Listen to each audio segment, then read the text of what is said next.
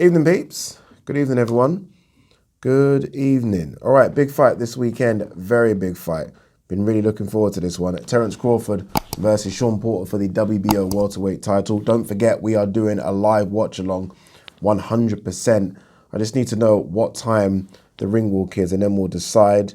Hopefully, it's not a 5 a.m., 6 a.m. nonsense. If it's around 4 a.m. UK time, obviously, we'll start around 2:30. We'll start around 2:30. What's the undercard? I have no idea. Oh, I do remember. It wasn't a great undercard, was it? Let's have a look, though, and see if it's worth starting a bit early to do some of the undercard stuff. Let's see.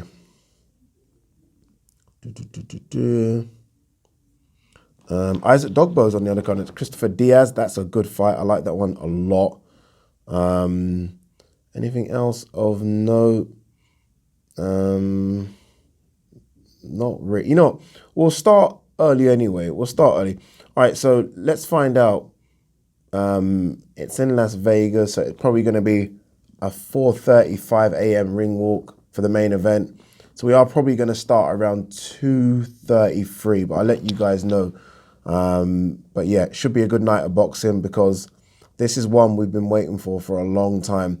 Not necessarily this fight, because the real fight we want to see, no disrespect to Shawn, is Terence Crawford versus Errol Spence. But we've been waiting for Terence Crawford to fight anyone from across the road. And finally, someone's decided to come over and give it a go. And that person is Shawn Porter. And credit to Shawn, because Shawn fights anyone. Shawn literally is have gloves, will fight. And you've got to give credit because Shawn is a dog. A dog. And you think of Shawn's losses, yeah? I mean, Errol Spence, and I said it, the tapes are there. I said it's going to be a tough fight. It was a split decision. Keith Thurman, and that was the best Keith Thurman we've ever seen, by the way. I mean, that's Keith at his optimum prime. What's going on with Keith, by the way? And he lost a majority decision to Kell Brook. Those are the three losses. That's it. I mean, again, all tight decisions, really tight decisions, razor thin decisions. So he is no pushover. And I still think there's a lot there. I really do. That was the question when I was thinking about this fight. I was thinking, okay, how much dog is left in Shawn Porter? Like, you know, Shawn Porter is going to be a nightmare to fight. It's going to be horrible. I remember watching that fight against Kell Brook, and I remember just thinking, this is just horrible. Like, he comes in, it's elbows, it's heads.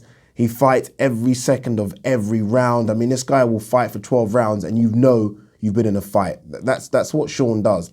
How much of that guy is left? A lot's left. A lot's left. That's the answer. I've been seeing some of his training footage, and this guy still looks like a dog to me. It really does.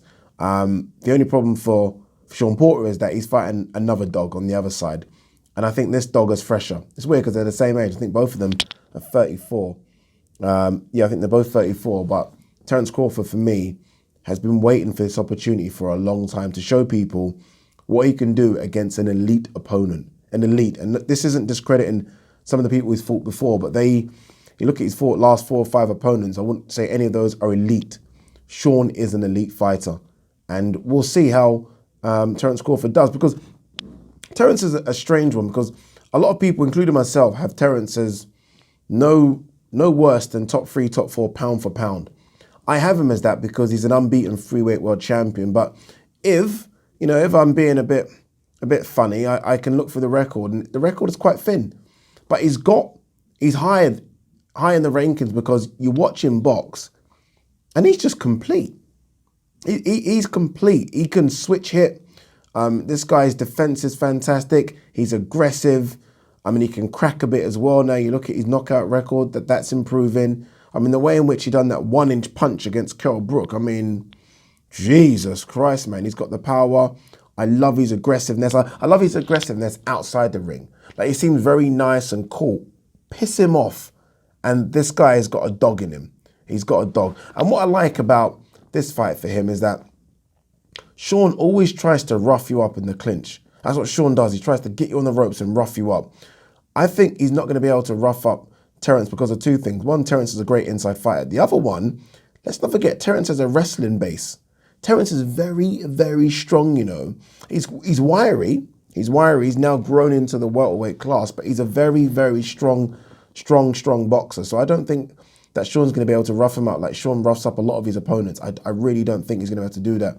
with Terence. Look, that's what I want to happen. As much as I like Shawn, I love Terence Crawford, and I just want Terence Crawford to show the world that when he does fight A-list elite level fighters, and I put Shawn in that category, that Terence can do what he's done to all the other fighters to Shawn. And I don't know if that means stop Shawn. I'm not quite sure, but I do think he's going to win this one, and I don't think it'll be a razor-thin decision. I don't think it's going to be an Errol Spence-like decision. I don't think it's going to be a Kell Brook-like decision, or even a Keith Thurman. I think he's going to win this one by a few rounds. I wouldn't be shocked if it's like a 9-3 or 10-2. I really wouldn't be. That said, Terence does give you chances. Terence does give you chances. Terence, I sometimes think, could outbox you and make it look convincing, but he sometimes like to have a dogfight. It's almost like this mano thing, this machismo thing that he doesn't need to get involved with, but he likes getting involved with it. So, I mean, if he gives Shawn an opportunity, Shawn could take advantage, but I don't see how Shawn beats Terence Crawford. I really don't. I think Terence Crawford is an absolutely fantastic fighter. And now that Errol Spence is back in training, then we might just get direct. We might just get it next year. Look, I'm overthinking this one now, but we might just get Terence Errol. I can't see Errol having a warm-up fight. I can't see him risking it. I think there'll be now so much money on the table, I think we finally might get it. But Terence has got to look good, very good. A win isn't enough for me here. He's got to look special, and I think he's going to look very, very special. Did you see Josh Taylor and Terence Crawford in the, I don't know what gym it was. Do you see the size of Josh? Josh is huge for 140. Huge. Like, Terence isn't the smallest 147, but Josh like dwarfed him. Really, I mean, Josh is definitely going 147 very, very soon. I didn't realize he was that big. I mean, I've seen him face to face, but I didn't realize he was. I mean, maybe I didn't realize that Terence was that small. Maybe that's what it is. But yeah, potentially that's a fight down the line. I mean, if Terence gets past Shawn and they can't make the Errol Spence fight, Josh is there. I mean, Josh will come up. He's got his fight against Catterall in February now after that was rescheduled. He'll come up, and that should be a big fight. I don't know if it's a pay-per-view fight in America. I don't know if Terence is that without a really good B-side, but look, that'll be a good fight nonetheless. It will be. Quick one on Shawn, because I feel like maybe I've been a bit disrespectful to Shawn here, and I'm not, because I look at Shawn's record, and it really is beautiful. I mean, Devin Alexander, so I'm going back here, 2013, so I'm going back to when he won the IBF title. That was against Devin Alexander. Since Devin, 2014, Paulie, then Kell Brook, which he lost, to be fair. Adrian Broner, who tried to weight drain him. Remember that Adrian Broner tried to bring him down to 145.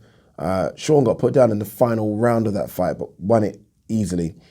Then Keith Thurman, then Andre Berto, Granados, and people might laugh at that, but Granados was a lot better around 2017 than the one that fought Conor Benn. Danny Garcia, where he won another world title, that was the WBC. Ugas, very, very close win, but look what Ugas is doing now. Errol Spence, Formella, now Terence Crawford. That is solid. That really, really is solid. So look, I hope it's a good fight. It will be. Again, I think Terence just has too many tools. I always refer to that tool bag. And I think he just has too many tools in the bag for Shawn Porter. I really do. Again, Shawn Porter likes to rough people up, and that's his style, and it's a good style, and it's a style that's seen him become a two-time world champion, but I don't think you can rough up Terence Crawford like that. I really don't. I think Terence Crawford's got a lot of dog in him, and even if he isn't, he's able to step back. He's still got really good feet. The feet haven't slowed down at all. He's got power in both hands. Again, he can fight off the ropes. He can switch hit. He's got a good jab. He can go to the body. I love Terence Crawford.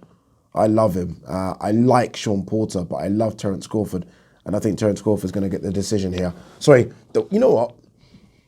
No, he's not going to get a late stoppage. I was thinking could he get a late stoppage or a corner stoppage? I don't think he will. I think Shawn's too tough for that. But I think Terence is going to put on a show. He's going to grab the mic. He's going to call out Errol Spence. Fingers crossed Errol Spence is ringside, gets into the ring, and we can start selling this fight. And then what they'll do, they'll start showing those clips of them, 2-3 years ago backstage where they're going back and forth. Should have happened then. But better late than never. Better late than never. Peace and love.